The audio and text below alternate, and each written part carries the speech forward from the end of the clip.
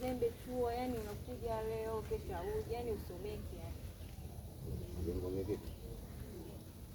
Hivi sometimes unaweza kupata tunasoma chuo lakini tunaishi kwa magumu sana. Ndio unajua niko pale shule tunasoma kwa tunasomeshwa na wanafunzi. Ndio aliambia teacher.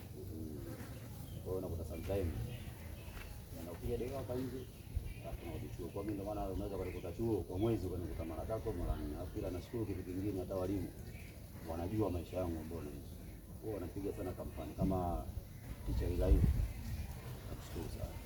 Nakwambia kwamba simu yangu ilikuwa ipatikana alikuwa na bana. Ndio ilikuwa patikana ilianguka sana. Simu yangu ilizingua lakini kuna hicho amenipa. Shukuru Mungu. Nani asiye. Wewe ndio hivyo. Kwa hiyo ukiona hivyo ila mimi nitajitahidi sana. Baba alikuwa ananitumia hela. Sasa alibalance hii. Kidogo na mimi nikupe support. Mimi napenda tu yani siku zote tuwe wote tu. Unapita kutosha sasa watu wanakutumia hela ndio. Na nitakusaje tu hivyo hivyo. Ndio babangu mimi ana shida na mtoto sana.